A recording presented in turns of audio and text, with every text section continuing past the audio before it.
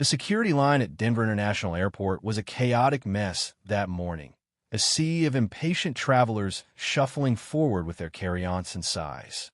I was VY gating through it all in my wheelchair, trying to keep my cool despite the usual airport stress. My name's Alex, 26 years old, and I've got what doctors call an invisible disability. To the untrained eye, I look like any other guy my age, healthy, maybe even athletic. But nerve damage in my legs means walking more than a few steps feels like fire shooting through my bones. My wheelchair isn't just a convenience. It's my lifeline for places like this sprawling airport. I was on my way to my cousin's wedding in Phoenix, a trip I'd planned down to the second because my condition makes travel a logistical nightmare. Everything was going smoothly until she showed up. Out of nowhere, a woman in a crisp navy blazer and a string of pearls planted herself right in front of me, blocking my path like a human barricade. Her arms were crossed, her face flushed with righteous anger, and her voice boomed across the terminal, loud enough to make heads turn. "I know a faker when I see one, and you're saw cutting this line," she declared. I froze, my hands tightening on the armrests of my wheelchair as dozens of travelers gawked.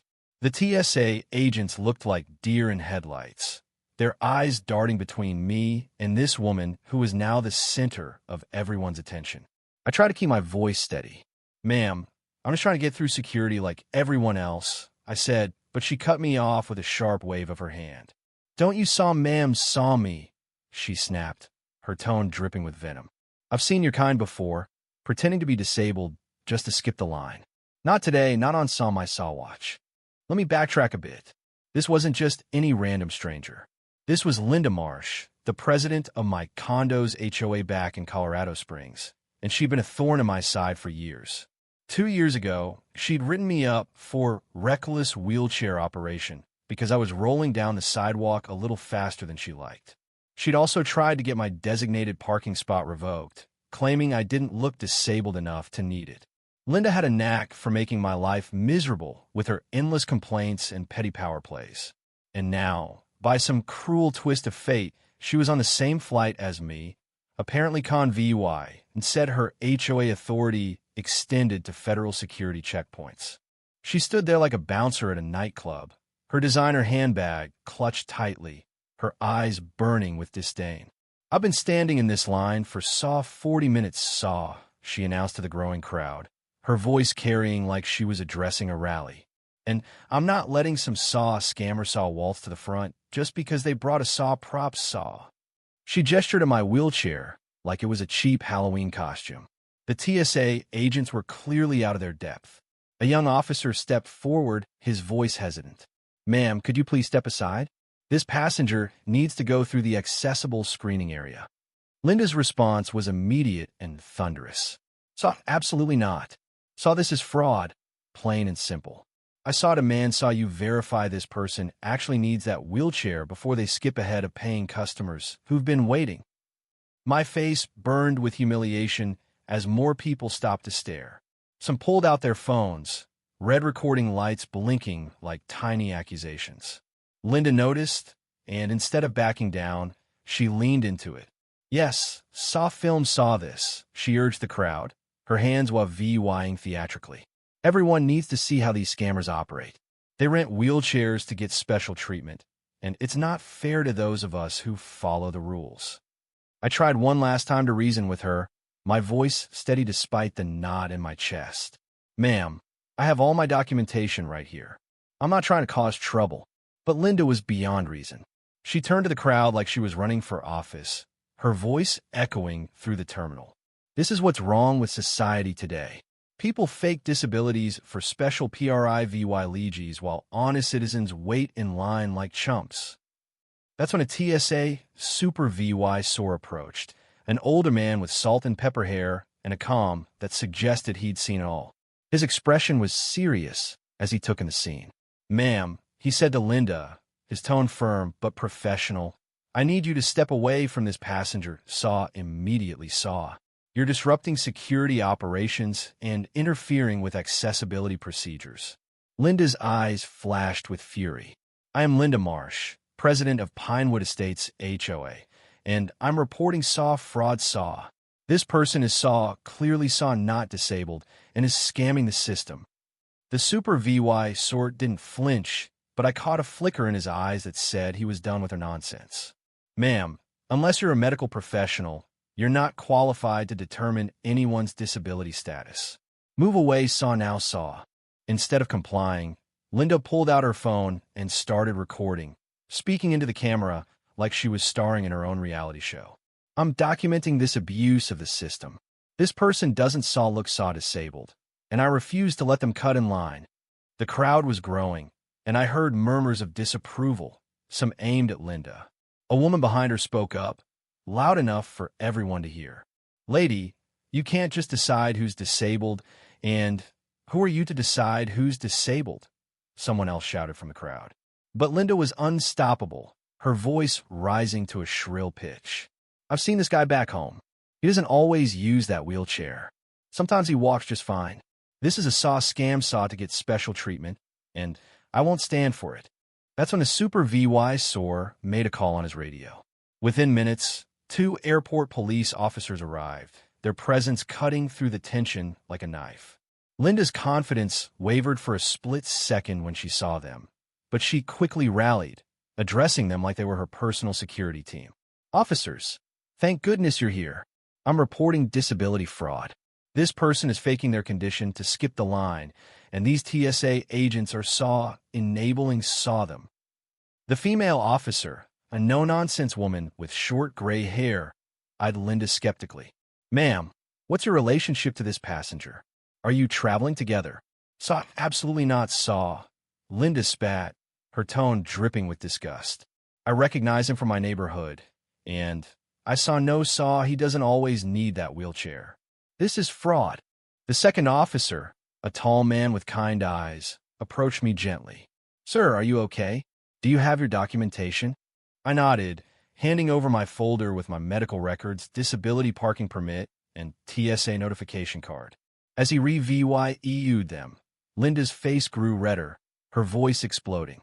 This is ridiculous, Anyone can fake paperwork. I'm telling you, I've seen him walking without that wheelchair back home. The female officer turned to her, her voice sharp. Ma'am, VYing and VY civil disability doesn't mean someone needs mobility aids all the time. Many people can walk short distances, but need help for longer ones. Linda wasn't VYing it. That's what they want you to think. These people are professional scammers who know exactly what to say to get sympathy. The super VY SOAR, who'd been quietly reviewing security footage on a tablet, approached the officers with a grim look. We've got multiple complaints on file about this indie VY duel, he said, nodding toward Linda. She's been disruptive with other passengers, and there's VY Deo, EVY Denke, of her blocking accessibility procedures. Linda's face went pale, her bravado crumbling. Wait, what? I'm the VY Tim here. I'm trying to prevent fraud, and you're treating me like the criminal? The male officer stepped forward, his voice calm but unyielding. Ma'am, you're being detained for harassment and interference with federal security operations. You need to come with us. I watched, stunned, as Linda's entire demeanor collapsed. The confident, self-righteous woman who'd been lecturing the terminal was suddenly small and frantic, her voice cracking. You can't arrest me. I'm a respected member of my community. I was just trying to do the right thing. But the officers were already MOVYing. As they snapped handcuffs on her wrists, Linda started to cry, her words tumbling out in a desperate plea. This isn't fair. I was trying to help people like him make it harder for real, disabled people. The crowd erupted in cheers as she was led away, and several people approached me, offering apologies and support for what I'd endured. The TSA Super VY SOAR personally escorted me through security, ensuring I was treated with the respect I deserved. As I reached my gate, a wave of relief and vindication washed over me. Linda had spent so much energy trying to prove I was faking my disability, but in the end, she'd only exposed her own cruelty and ignorance. 3 days later, while I was celebrating in my cousin's wedding in Phoenix, my phone buzzed with a call from a neighbor back home. The VY Deos of Linda's meltdown had gone VY shared millions of times across social media. The footage of her blocking my wheelchair, spewing discriminatory remarks, and finally being handcuffed sparked outrage from disability advocates, legal experts, and everyday people horrified by her behavior. The backlash hit Linda hard. Our HOA board called an emergency meeting, and the negative attention was too much for them to ignore. But the real kicker came when investigators searched Linda's car in the airport parking lot. Tucked away in her glove compartment was an expired disabled parking placard and saw her SAW name, issued 3 years earlier for a back injury from a car accident. Linda Marsh, the woman who'd built a crusade on accusing others of faking disabilities, had used disability accommodations herself when it suited her. The HOA board voted unanimously to strip her of her presidency and banned her from any leadership role. At the next meeting, when she tried to protest, residents stood up one by one, sharing their own stories of her discriminatory behavior or empower trips. In the end, Linda faced more than just social consequences. Federal authorities fined her DULA $12,000 for interfering with TSA operations and violating disability rights laws. When the judge announced the penalty, she broke down sobbing in the courtroom, finally grasping the weight of her actions. Her little empire of HOA control was gone, replaced by a legacy of shame that would follow her forever. As for me, I made it to the wedding, danced as much as my body allowed, and felt lighter than I had in years. Linda's attempt to humiliate me had backfired spectacularly, pro-VYing not just my truth, but the kind of person she really was. But this story isn't just about one woman's downfall. It raises questions we all need to grapple with. Who gets to decide what a disability looks like? How quick are we to judge someone's struggles based on appearances? And what does it say about us when we cheer for someone's punishment? Does it make us better or just as vengeful?